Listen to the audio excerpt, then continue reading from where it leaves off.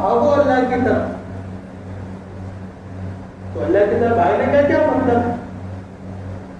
کہ اللہ کے قوانین کی طرف، اللہ کے حکموں کی طرف، اللہ کی بندگی کی طرف، اللہ کی اطاعت کی طرف. اس میں اگر کوئی ترقی کر رہا ہے تو یہ سمجھدار انسان ہے. باقی بھائی دنیا تو یہ تو تقسیم شدہ ہے، یہ کوئی کمال کی چیز نہیں ہے. دنیا تو اللہ کی نگاہ میں اتنی ذلیل ہے اور اتنی کمتر ہے کہ اللہ تعالیٰ نے قرآن میں یوں فرمایا وَلَوْلَا أَن يَكُونَ النَّاسُ أُمَّةً وَاحِدَةً لَجَعَلْنَا لِمَن يَكْفُرُ بِالرَّحْمَٰنِ لِبُيُوتِهِمْ سُقُفًا مِّن فِضَّةٍ وَمَعَارِجَ عَلَيْهَا يَظْهَرُونَ. اگر اس بات کا خدشہ نہ ہوتا کہ سارے کے سارے لوگ کفر کو اختیار کر لیں گے تو ہم کافروں کے گھروں کو سونے چاندی کا بنا دیتے. ان کے جو زینے ہیں جس پر یہ چڑھتے ہیں یہ سب بھی سونے چاندی کے ہوتے ہیں. ان کے جس پر یہ آرام کرتے ہیں وَسُرُرًا عَلَيْهَا يَتَّكِئُونَ اس کو بھی ہم سونے چاندی کا بنا دیتے. لیکن سب کیا ہے وَإِن كُلُّ ذَلِكَ لَمَّا مَتَاعُ الْحَيَاةِ الدُّنْيَا وَالْآخِرَةُ عِندَ رَبِّكَ لِلْمُتَّقِينَ. یہ سب چیزیں ہو بھی جاتی تو دنیا کی زندگی چند روزہ ہے، اصل آخرت ہے جو متقیوں کے لیے تیار کی گئی. تو زندگی کے بننے کا تعلق ملک اور مال سے نہیں ہے بلکہ زندگی کے بننے کا تعلق ایمان اور اعمال سے. اس لیے اللہ تعالیٰ نے کہا اگر کسی کو زیادہ شوق ہے کہ میں آگے بڑھ جاؤں اور میں ترقی کر جاؤں تو وَفِي ذَلِكَ فَلْيَتَنَافَسِ الْمُتَنَافِسُونَ کہ جنت کی طلب میں ایک دوسرے کو آگے بڑھنا چاہیے. یہاں تنافس اور تقابل یہاں مطلوب. کہ دنیا کے معاملے میں کہا کہ دنیا کو حاصل کرنے کے لیے چلو پھرو اور آخرت کے لیے کہا کہ آخرت کو حاصل کرنے کے لیے دوڑو. یہ دونوں باتیں بتا رہی کہ دنیا بھی محنت ہی سے ملے گی لیکن دنیا کی جو زندگی ہے وہ قناعت کے ساتھ، کفایت شیاری کے ساتھ اپنی ضرورتوں کو پورا کرتے ہو. ورنہ حرص اور طمع ایسی چیز ہے جو کبھی بھی انسانی زندگی کے اندر سکون نہیں آتا اور زیادہ تر لوگ اس میں پڑ جاتے ہیں. جہاں دوسرے کی کوئی چیز دیکھی تو ایک دم لالچ پیدا ہوتا ہے کہ اب یہ چیز مجھے بھی ملی. اسی لیے ایک مرتبہ اللہ کے رسول صلی اللہ علیہ وسلم نے ایک حدیث بیان کی، بلکہ صحابہ بیٹھے ہوئے تھے. آپ نے فرمایا مَن يَأْخُذُ عَنِّي هَٰذِهِ الْكَلِمَاتِ فَيَعْمَلُ بِهِنَّ أَوْ يُعَلِّمُ مَن يَعْمَلُ بِهِنَّ.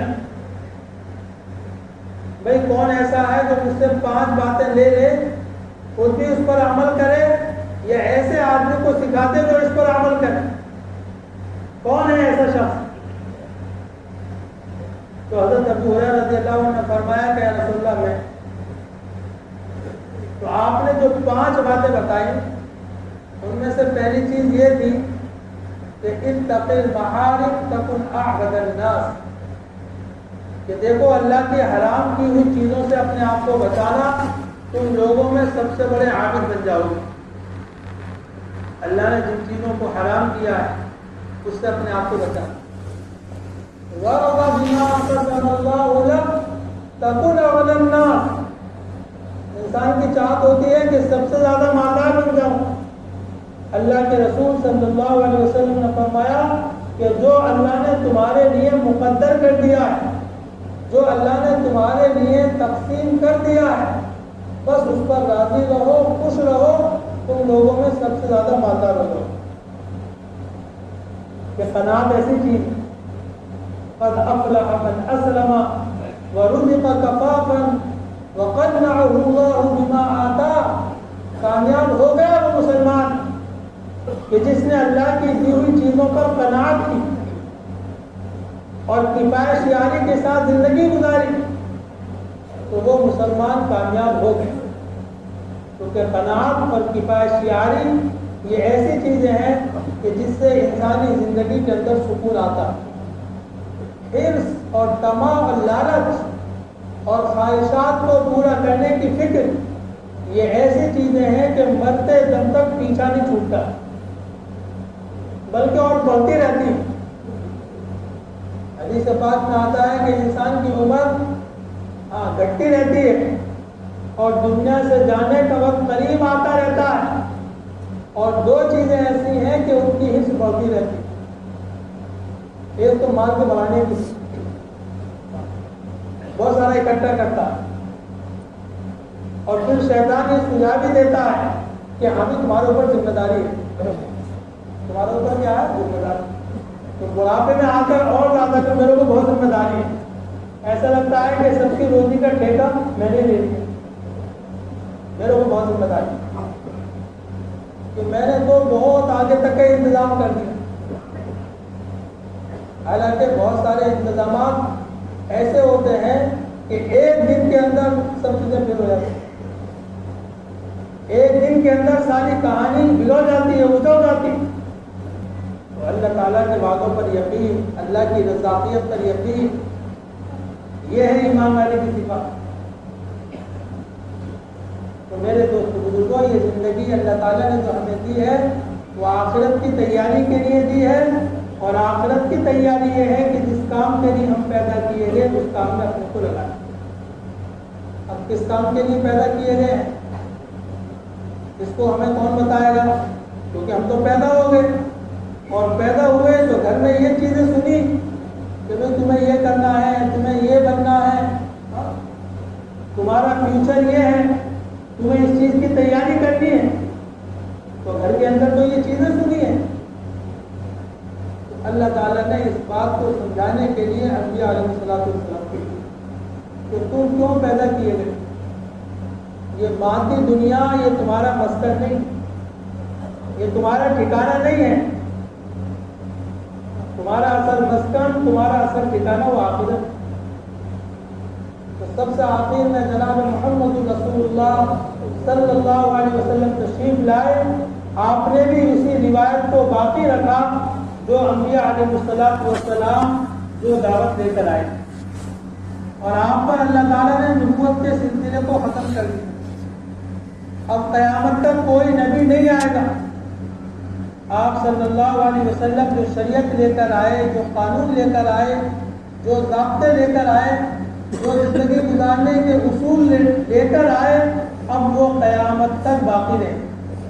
تو آپ صلی اللہ علیہ وسلم نے کیا سمجھایا کہ آپ نے یہ بتایا کہ دیکھو پہلی چیز تو یہ ہے کہ تم دنیا کے اندر اللہ کی بندگی کے لیے پیدا کی، اور بندگی کا تقاضا یہ ہے کہ اللہ کے ہر حکم کو پورا کرنا، یہ بندگی کہنا، اللہ کو رب ماننا، اللہ کی ربوبیت پر یقین کہ بندگی اس کا نام۔ اور دوسری بات یہ ہے کہ تم آخری امت ہو، تو تمہاری ایک ذمہ داری یہ ہے کہ اللہ کی بندگی کو دنیا کے اندر قائم کرنا، کیونکہ مادیت کا غلبہ ہے۔ تو آپ صلی اللہ علیہ وسلم یہ ذمہ داری اس امت کے ایک ایک فرد پر ڈال کر گئے، اور ہم میں سے ہر ایک کو دو ذمہ داریاں دی گئی۔ تو ایک ذمہ داری تو اپنی ذات سے دین پر چلنا، اور دوسری ذمہ داری یہ ہے کہ اللہ کے بندوں کو دین کی طرف دعوت ہے۔ اور آپ صلی اللہ علیہ وسلم نے اپنی پوری زندگی عملی طور پر اس کو پیش کر کے دکھایا کہ آپ کی جو اپنی زندگی تھی وہ بالکل ہر اعتبار سے پاکیزہ زندگی، اور پھر آپ نے اس زندگی کو امت کے ایک ایک فرد کے اندر منتقل کرنے کی کوشش کی، محنت کی۔ اور آپ صلی اللہ علیہ وسلم نے محنت کے بعد جو جماعت تیار کی، جس کو صحابہ کہتے ہیں، اس مبارک جماعت کو قیامت تک آنے والے انسانوں کے لیے ایک آئیڈیل بنایا۔ اس لیے حضرت عبداللہ بن مسعود رضی اللہ عنہ کا ایک مشہور اثر ہے، وہ فرماتے ہیں کہ من کان مستنا فلیستن بمن قد مات، کہ اگر تم اپنی زندگی کے مقصد کو پہچاننا چاہتے ہو، اپنی زندگی کی منزل پہچاننا چاہتے ہو اور زندگی کن کاموں کے اندر لگانی ہے اس کو جاننا اور پہچاننا چاہتے ہو، تو ان صحابہ کے نقش قدم پر چلو جو ایمان کے ساتھ دنیا سے جا چکے، کہ ان کی زندگی ہمارے لیے نمونہ، کہ ہر صحابی عابد بھی تھا، داعی بھی تھا، ہر صحابی دیندار تھا اور دین کی محنت کے لیے کوشش کرنے والے، محنت کرنے والے، دین کو زندہ کرنے کی۔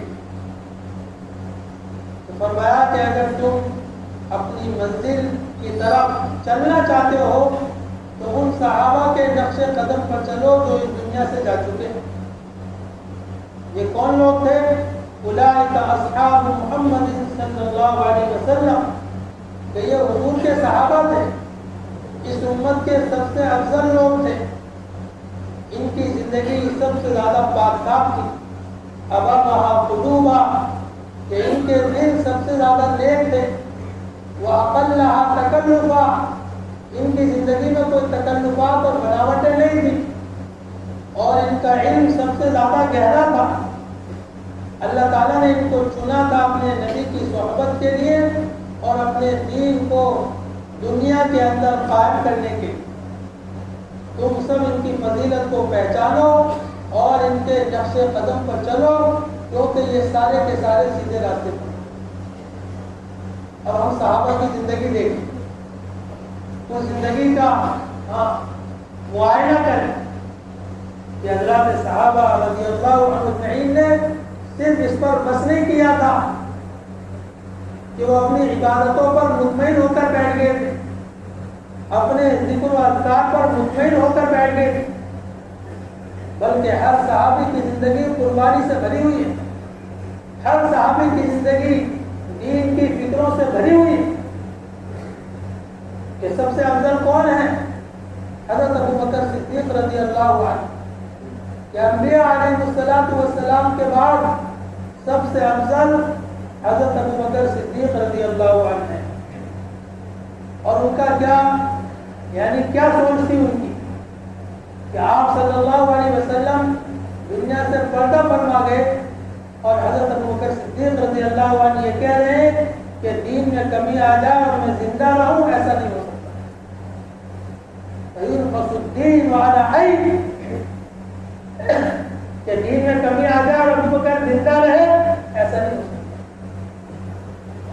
کیونکہ آپ صلی اللہ علیہ وسلم کی جب وفات ہوئی تو ذرا حالات کے اندر بہت تبدیلی آئی اور صحابہ کے اندر بے چینی آ گئی۔ حضرت ابوبکر صدیق رضی اللہ عنہ کو اللہ تعالیٰ نے حوصلہ دیا، ہمت دی، اور انہوں نے صحابہ کے مجمع کو متحد کیا اور ان کو محنت پر کھڑا کیا۔